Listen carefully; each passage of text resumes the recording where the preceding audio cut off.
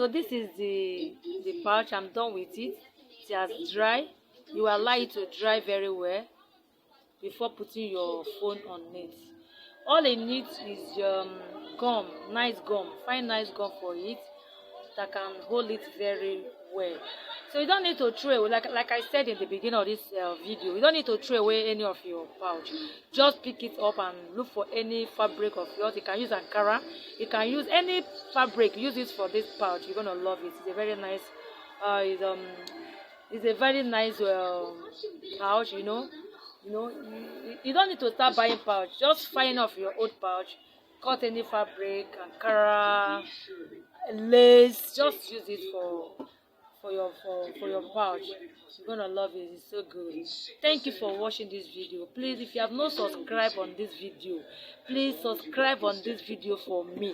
Subscribe this video, like this my video, and share my video. As you do so, may God bless you. Thank you so much. I love you. Bye.